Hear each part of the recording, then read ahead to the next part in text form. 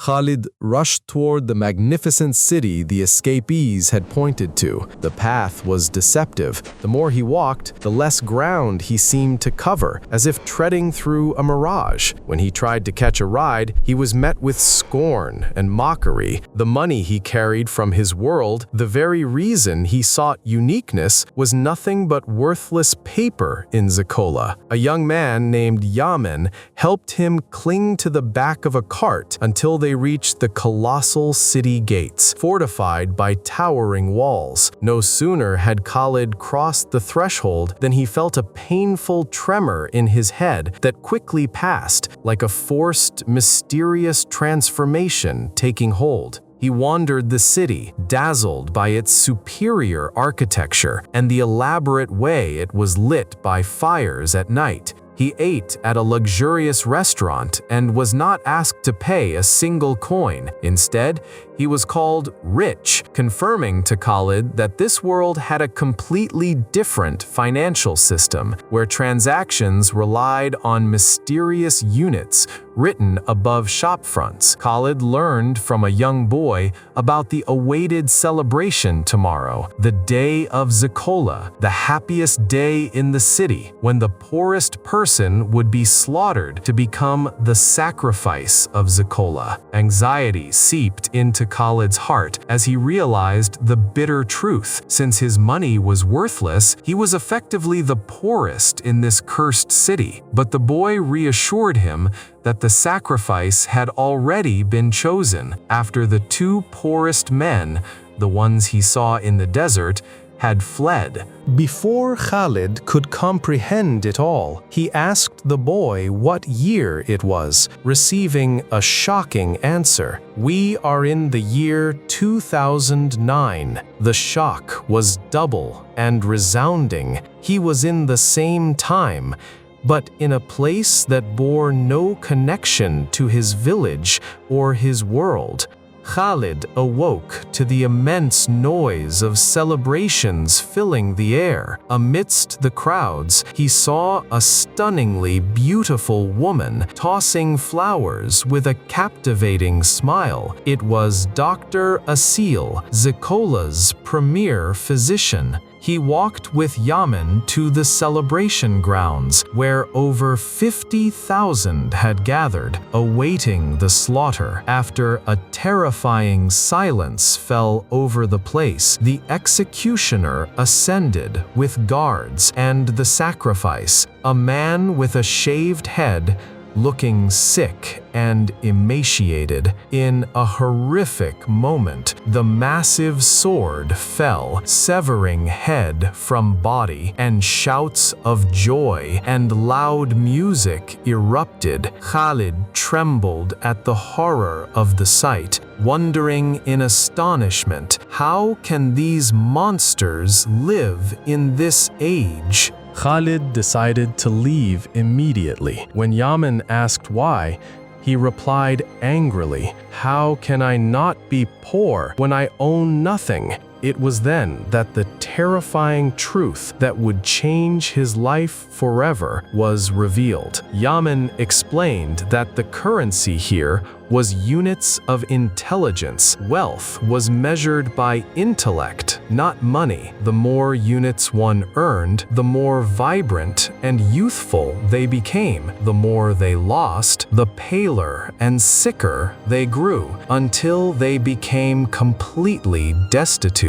Poverty here was not of money, but of mind and soul. When Khalid asked about leaving, the final, crushing blow came. The gate of Zikola had closed and would not open again until 1 year from now, just before the next day of Zikola. Khalid was now a prisoner in this world of madmen, destined not to see his grandfather or Mona for a full year.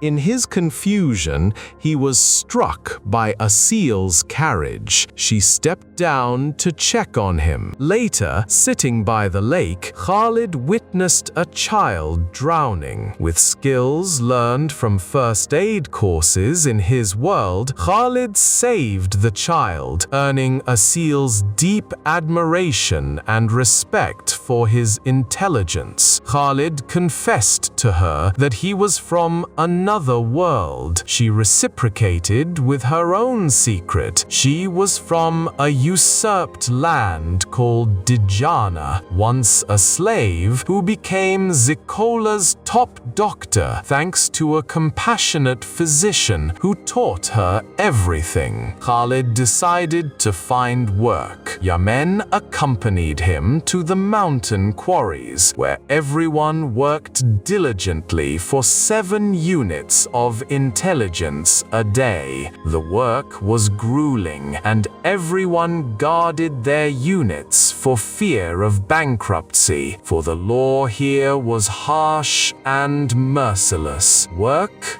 or slowly perish. At the library, hope, which had nearly extinguished, was rekindled. Khalid learned that a man who looked exactly like him and spoke his strange dialect, likely his father, had bought the most expensive book in Zikola, one about Forik's basement, and then vanished. The fire of hope flared in Khalid's heart. Were his parents still alive in this world? Khalid met Asil and told her his entire secret about Egypt, their civilization, and the mysterious basement. He then announced his decision to find the book at any cost. But Yamen warned him sternly and violently, "If you spend your wealth, your intelligence units on this search, and leave Zikola, you will return to your country afflicted with incurable stupidity, and you will remain at that level of intelligence forever." Khalid felt utter despair. It was either the book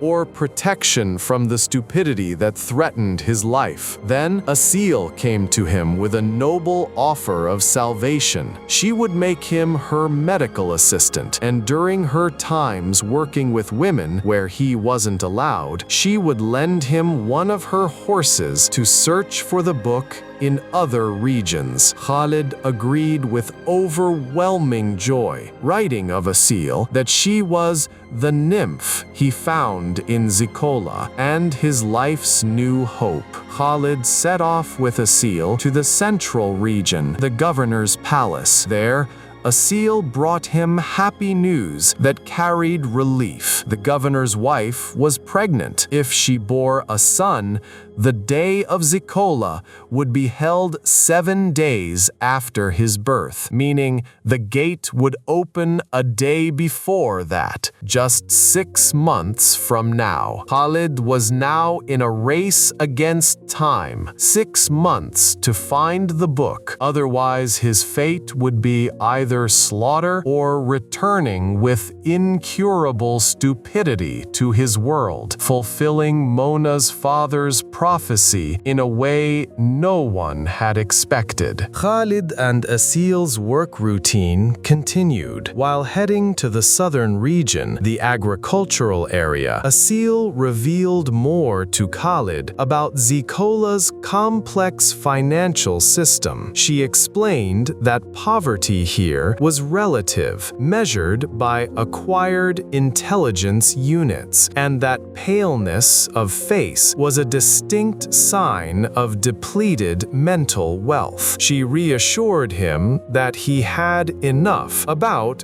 800 units, provided he didn't touch his principal wealth and worked hard to grow it. In one of the houses, Khalid was forced, in Asil's absence, to intervene and save a child sick with a high fever. Acting with instinctive and scientific skill, imitating a doctor he had seen before, Khalid lowered the child child's temperature with amazing speed. He refused to take payment for saving a human life, to which Asil jokingly warned him, "You are smart, Khalid, but beware. When you think, you consume your wealth and intelligence. Good deeds here are not done without a price." Khalid returned disappointed from his search in the vast southern region, but a glimmer of hope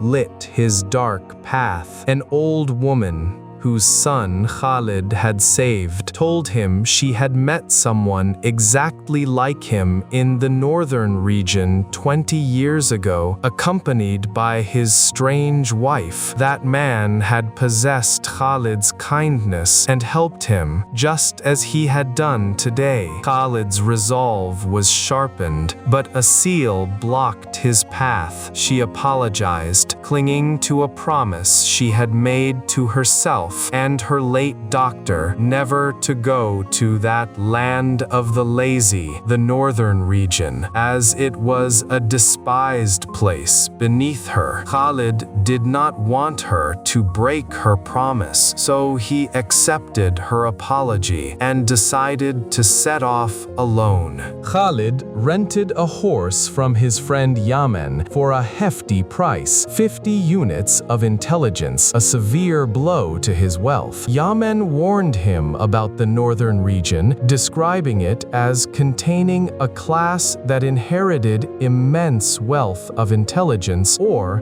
a class that relied on crime and thuggery to amass units, unjustly imposing daily tributes on others. Khalid reached the northern region to find it a swamp of corruption and endless raucous nightlife. He tried to ask about the strange man, but no one cared. After paying a tribute to protect his horse, he met a courtesan and reproached her for her actions. The girl shouted back angrily, "I am better off than the one who killed his father in the end for a book." Khalid was stunned. Her words carried terrifying, heartbreaking evidence. He paid her 20 units and she guided him to the killer's house. Khalid knocked on the door, and a young man in his 20s, resembling him and sharing his exact voice, answered. This young man was none other than Hilal, his half-brother. After some hesitation, Hilal let him in, and Khalid began questioning him with an eager, broken heart. Hilal confessed to killing his father, Hosni Abdel Kawi, because he had left him nothing, having spent his intelligence on a book he was obsessed with, leaving Hilal only abject poverty. Khalid burst into tears, confirming to his brother that the murdered man was their father, and that Hilal had committed a heinous crime because the greed of Zikola ran in his blood and heart. Khalid begged his brother to give him the book, his only hope of returning home. Hilal laughed mockingly and demanded 400 intelligence units for it. Khalid reluctantly agreed on the condition that he be given 2 months to raise the amount, to which Hilal consented.